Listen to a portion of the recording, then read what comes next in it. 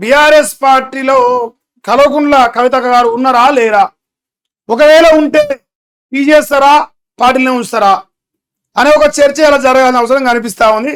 మరి పోలింగ్ కూడా దానికే పెట్టా. తెలంగాణ రాష్ట్రంలో హరీష్ రావు గారి యొక్క పనితనం ఏంది? హరీష్ రావు గారు ఏ రకంగా తెలంగాణ ఉద్యమంలో పనిచేసిరు? హరీష్ రావు గారు బీఆర్ఎస్ పార్టీకి లేదంటే గతంలో ఉన్న టీఆర్ఎస్ పార్టీకి వెన్నంటే నిలబడి ఏ రకంగా కేసీఆర్ని అధికారంలో తీసుకొచ్చింది, ఈ అన్ని విషయాలు తెలుసు. సో అయితే కల్వకుంట్ల కవిత గారు పాపం కొడుకు అమెరికాలో చదువుతాడు, పోయింది మొన్న. ఓ 15 రోజుల తర్వాత ఆయన అక్క వచ్చింది. వచ్చిన సందర్భంలో చాలా ఘాటైన వ్యాఖ్యలు చేసింది, ప్రెస్ మీట్ పెట్టింది. హరీష్ రావు గారి పైన బడగాల్సి మీద వేసింది, అంటారుగా 7 రోజుల్లో మన్నెత్తి పోసింది. మరి ఎందుకు ఏదనేది బీఆర్ఎస్ పార్టీ నాయకులు ఖచ్చితంగా దీనిపైన నిర్ణయం తీసుకునే అవకాశం అయితే కనిపిస్తా ఉంది. టైటిల్ చూపిస్తా. విషయం ఏంటంటే బీఆర్ఎస్ తో సంబంధం లేదు, మా నాన్నే నాకు ముఖ్యం. నాన్నకు ప్రేమతో చెల్లెమ్మ గారు అన్నను వదిలేసింది, బావ పైన పడ్డది, ఇప్పుడు బావని బదనా అని చెప్తాను. ఇలా మెయిన్ న్యూస్ అదే కనిపిస్తా ఉంది. మీరు దాదాపుగా సోషల్ మీడియాలో చూసి ఉంటారు. అక్క మధ్యాహ్నం ప్రెస్ మీట్ పెట్టింది. ఇగో ఇట్లా సంతోష్ రావుని అదే రకంగా హరీష్ రావు గారిని ఇద్దరిని వేసింది. సంతోష్ రావు అంటే అది ఎప్పటి నుంచో ఉన్న పేరే, కొత్తగా ఏం కాదు. కానీ ఫస్ట్ టైం ఒక హరీష్ రావు గారు లాంటి నాయకుని పైన కల్వకుంట్ల కవిత గారు పడింది. రోజుకో నాయకుని టార్గెట్ చేస్తాను. బీఆర్ఎస్ పార్టీలో అయితే ప్రధానమైన నాయకులు నిన్నమాట దాకా కార్తిక్ రెడ్డి అయ్యిండు, అందుకంటే ముందు జగదీష్ రెడ్డి అయ్యిండు. ఇప్పుడు డైరెక్ట్ హరీష్ రావు గారి పైన పడింది. రేపో ఎల్లిండో మళ్ళీ 2 రోజులు గ్యాప్ ఇచ్చి డైరెక్ట్ కేటీఆర్ పైన, మళ్ళీ వారం గ్యాప్ ఇచ్చి కేసీఆర్ పైన కూడా ఇదే రకమైన మాటలు మాట్లాడతారని చెప్పేసి బీఆర్ఎస్ పార్టీ కార్యకర్తలు ఖండిస్తారు. అక్క నిన్న ఇలా పెట్టిన ప్రెస్ మీట్ ని. ఎందుకంటే వాళ్ళ పార్టీ నాయకులందరూ నచ్చిన మెచ్చిన నాయకుడు కల్వకుంట్ల చంద్రశేఖర్ రావు గారి స్వయాన మేనలుడు హరీష్ రావు గారు లాంటి నాయకుని పైన ఇలాంటి వ్యాఖ్యలు చేస్తా ఉంది. ఆఖరికి ఇంట్లో పై కూడా వస్తా ఉంది. ఇన్ని రోజులు బయట వాళ్ళన్నది వేరే పార్టీ అంటారా, ఇంటికి సంబంధం లేకుండా బీఆర్ఎస్ పార్టీలో ఉన్న జగదీష్ రెడ్డి గారిని కావచ్చు, లేదంటే కార్తిక్ రెడ్డి గారిని ఇంతవరకు మాట్లాడింది. కానీ ఫస్ట్ టైం డైరెక్ట్ కేసీఆర్ కుటుంబంలోకే ఎంటర్ అయిపోయింది. హరీష్ రావు స్టార్ట్ అయింది, హ్యాపీ రావు మొదలుపెట్టింది. రేపో మాపో కేటీఆర్ పేరు అనేదే ఉన్నది అనేది మరి వాళ్ళ కార్యకర్తలు అయితే ఆరోపణ చెప్తారు. అక్క చేసిన వ్యాఖ్యల పైన ఖండిస్తారు. మరి అక్క ఏం మాట్లాడేది ఒకసారి చూడండి. హరీషు సంతోషు అవినీతి అనకొండలు అని చెప్పేసి అక్క అంటుంది. మా నాన్నను అడ్డు పెట్టుకొని ఆస్తులు పెంచుకున్నారు, వాళ్ళపై డైరెక్ట్ గా ఎంక్వైరీ వేస్తే నిజాలు బయటకు వస్తాయి. వాళ్ళిద్దరి వెనక సీఎం రేవంత్ రెడ్డి ఉన్నాడు. అక్క ఇప్పుడు అక్క మాట నిన్నరుగా అవినీతి అనకూడదు అని చెప్పేసి హరీష్ రావుని అంటాను.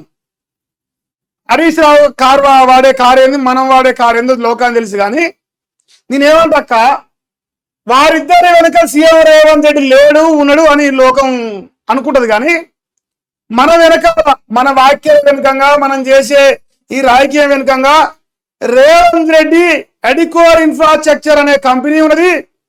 రేవంత్ రెడ్డి ఉన్నది మాత్రం ఖచ్చితంగా ప్రజలు అనుకుంటారు. ఎందుకంటే రేవంత్ రెడ్డితో వ్యాపార సంబంధాల్లో భాగంగా మరి నాయనను, అన్నను, బావను, బాబా ఈయన కూడా అన్ననేమో. సో ఇంతమందిని బదనాం చేసి బీఆర్ఎస్ పార్టీకి ఒక శని లెక్క మోపోయింది మన అక్క. రేవంత్ రెడ్డి వదిలిన బాణం కవిత అక్క అని చెప్పేసి అంటారు. బీఆర్ఎస్ పార్టీ నాశనానికి ఒకనాడు ఎట్లయితే బీఆర్ఎస్ పార్టీ బదనాం చేస్తానికి చింతపండు మల్లెను రేవంత్ రెడ్డి వదిలిండో, ఇలా అదే రకంగా సొంత పార్టీ నుంచే మొదలుపెట్టింది అక్క.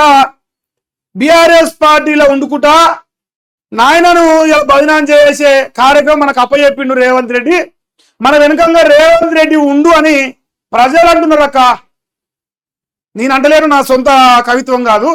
తెలంగాణ రాష్ట్రంలో ఏమంటారంటే ఈ వాక్యం వెనుకంగా రేవంత్ రెడ్డి అక్కతోని మాట్లాడిచ్చిండు, అక్క మాట్లాడతానికి కారణం రేవంత్ రెడ్డి అని చెప్పేసి అంటారు. మరి దీంట్లో వాస్తవం ఉన్నదా లేదా కూడా చెప్పాలి. అక్క మాట ఇంకెక్కువ మళ్ళీపోయి ఇగో నన్ను ఇప్పుడు బీఆర్ఎస్ వాళ్ళు ట్రోల్ చేస్తారు, నన్ను చాలా బాధ పెడుతున్నారు అంటుంది. మా నాయనే నాకు దేవుడు అంటుంది, నాయన తప్ప ఎవరు నాకు అవసరం అంటుంది. అక్క నాయన పెట్టిన పార్టీ, నిజంగా నాయన మీద మనకంత ప్రేమ ఉంచే మనం ఓడిపోవాలని నాయన తీసుకొచ్చి ఎమ్మెల్సీ చేసిండు, మనకోసారి టికెట్ ఇచ్చిండు, నాయన మనం పోటీ చేయించిండు. నాయన మీద ప్రేమ ఉంటే సర్వస్వం కోల్పోయి ఇలా తెలంగాణ రాష్ట్ర ప్రజల కోసం నిలబడ్డ పార్టీని నాశనం చేయడానికి మనం ఊరుకోపోదుము. మన రాజకీయ అవసరాల కోసం నాయనను బజారు కీడ్చపోదుము. ఒకవేళ కల్వకుంట్ల చంద్రశేఖరరావు గారు కూతురు అనిపించుకోవాలంటే, ఆయన రక్తం మన ఒంట్లో ఉండదని మనం లోకానికి చెప్పుకునే అర్హత ఉండాలంటే కేసీఆర్ పేరు బదనాం చేయదు కదక్క. సో ఇదంతటికీ కారణం రేవంత్ రెడ్డి. మరి ఏం లోపాయికారి ఒప్పందం ఉందో ఏం కథో తన తండ్రిని బదనాం చేస్తాంది బిడ్డే అని లోకం అంటురు అక్క. లేదు లేదు అట్లా అంత తప్పు మహేష్, నేను చేసిందే రైట్ అంటే జనాలతో అనిపి అక్క. నీ వెనకాలేదో ఇప్పుడు నువ్వు అంటాను తెలంగాణ జాగృతి అని, ఆ జాగృతి నువ్వు వేసుకున్న జాగృతి అనే కండువ కూడా నాయన వేసింది అక్క. నాయన బతుకు బిడ్డ అని వదిలిపెడితే మనం బతాను, నాయన మన బతుకు కోరితే నాయన నాశనాన్ని మనం కోరుతాను. కేసీఆర్ ఫామ్ హౌస్ లో వండుకున్న ధైర్యంగా ఉన్నాడు, నువ్వు వచ్చే పంచాయతీల వల్ల బాధపడతాను. ఎవరు ఎవరు వదిలిరు, ఎందుకు వదిలిరు, ఏ కారణం? ఒకనాడు మళ్ళీ ఎట్లున్నా ఇలా కవిత కట్ట తయారైంది. మన వైఎస్ షర్మిలక్క గారు చూసి ఏమైనా ఇన్స్పిరేషన్ తీసుకున్నావా? షర్మిలక్కను చూసుకొని ఇన్స్పిరేషన్ తీసుకొని నాయనను బదనాం చేస్తే నేను మంచిదాని అయితే అనుకున్నావా? ఓ అడవిలు అంటే ఓ పేరున్నది అక్క, నేను చెప్తా. రాకెట్ల పని రావాలి, 4 రూపాయలు తీసుకొని పోవాలి, ఇంటికి రావాలి, పప్పు తీసుకుపోవాలి, ఉప్పు తీసుకుపోవాలి, కారం తీసుకుపోవాలి, సామాన్ తీసుకుపోవాలి, ఇంటికి వచ్చి అమ్మగారింటికి వచ్చి. కానీ అమ్మగారింటికి వచ్చి అమ్మగారు ఆస్తి గుంజుకుపోవాలనే ప్రయత్నం చేస్తే ఏ తండ్రి ఊడుకోరు. సో నువ్వు అవునన్నా కాదన్నా అది కలవకుండా చంద్రశేఖరరావు గారి తర్వాత తారక రామారావే దాని కుర్చీ పైన కూర్చోవాలి. మా నడవంతరం వచ్చి ఇంట్లో ఉన్న భాగం మొత్తం నాకు కావాలి, నేను పుట్టినా అంటే సమాజంలో అది ఎలా సయ్యన రక. ఇలా జగన్మోహన్ రెడ్డి ఏ రకంగా అయితే శరీరంలో ఇడిపోయారో మరి మీ బతుకు కూడా గదే అవుతుంది. ఇంకా అంతో ఎంతో నాయన నడవంతరం అండి ఇప్పటి వరకు నిన్ను పర్లకి వెళ్ళగొట్లే, పోనీరా ఏదో మాట్లాడుతాను అడవిలో వదిలేయరు అని చెప్పేసి నాయన క్షమించిండు. ఇంకా కూడా మనం నాయనను బదనాం చెప్తాను. అదంతా లోకం చూస్తా ఉంది అక్క, వాస్తవానికి లోకం చూస్తున్నది. దుర్మార్గం ఏంటంటే కన్న తండ్రిని బదనాం చేస్తూ రేవంత్ రెడ్డి కోసం పనిచేస్తున్నట్టుగా ప్రజలు అనుకుంటారు అక్క, బీఆర్ఎస్ పార్టీ కార్యకర్తలు కాదు. ఇప్పుడు ఎవరు వదిలిన బాణం అక్క? మనం హరీష్ రావు నిందలేసేంత స్థాయి అక్క మనది. మన అయ్య పెట్టచ్చు పార్టీ, కానీ అయ్య 1 నెంబర్ అయితే 2 నెంబర్ హరీష్ రావు అక్క పార్టీకి. నిన్న మన జగదీష్ రెడ్డి అన్నావు ఇలా డైరెక్ట్ హరీష్ రావు మీదకి వచ్చిన, రేపు కేసీఆర్ మీద పోవని గ్యారంటీ అక్క.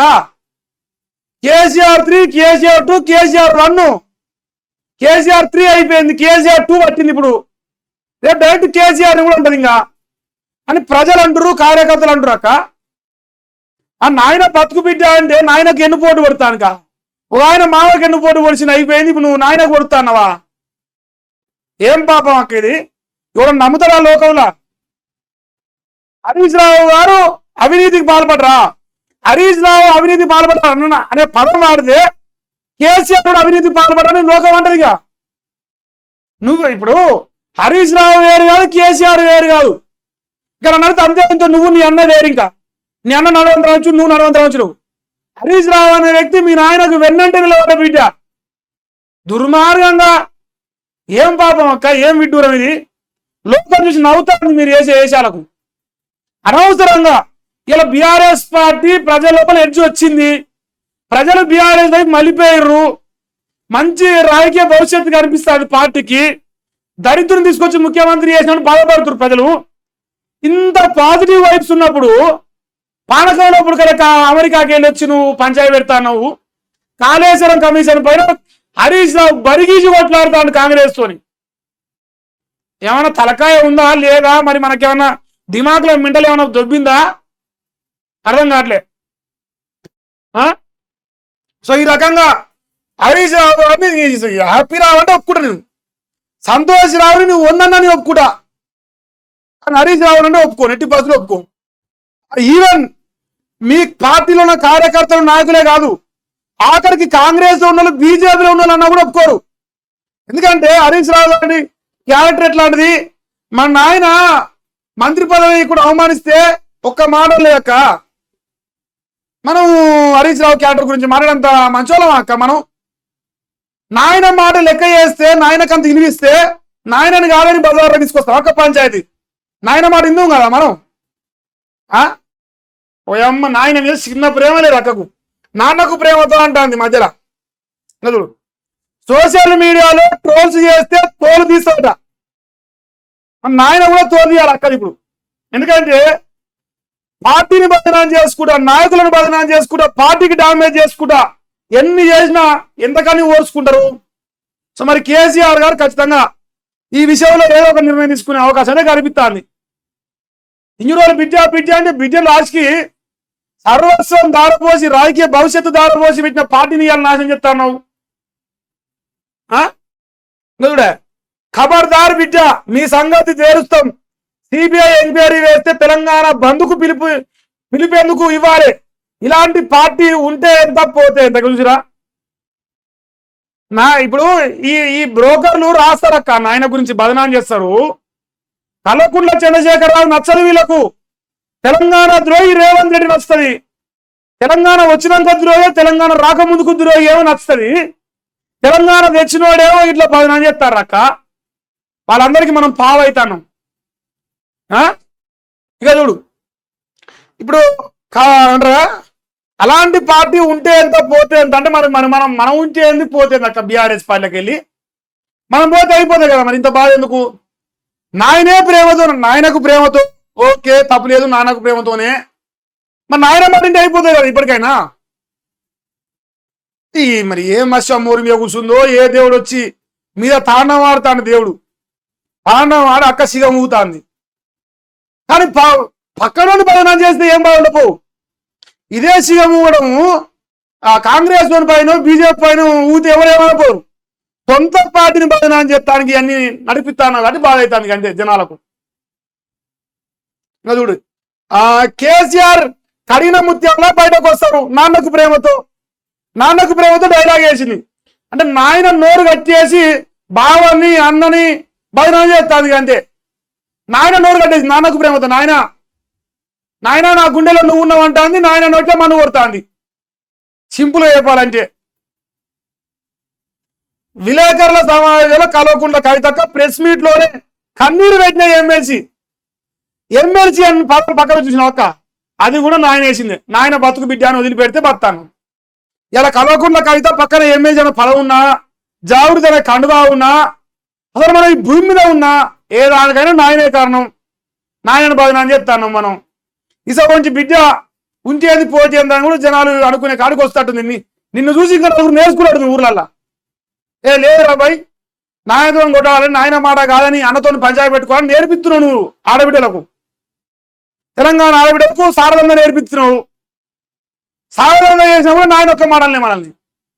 ఒకవేళ నాయన పైన అంత గౌరవం ఉంటే, కల్వకుంట్ల చంద్రశేఖరరావు పరువు అంత నిలబెట్టడంతే ఆలోచన మనకుంటే మనం రాజకీయాలకు వెళ్ళి తప్పుకోవాలి కదా. సారథంగా చేసినప్పుడే సారథంగా చేసినప్పుడు నైతిక విలువలు పాటించి నేను ఎమ్మెల్సీ పదవికి రాజీనామా చేస్తానా, రాజకీయాలకు తప్పుకుంటానా, కేసీఆర్ బిడ్డగా తన గౌరవాన్ని తగ్గించినా అని అనాలి రకం. మరి మనం పట్టపాటిని సాధన చేస్తాం కదా అక్క.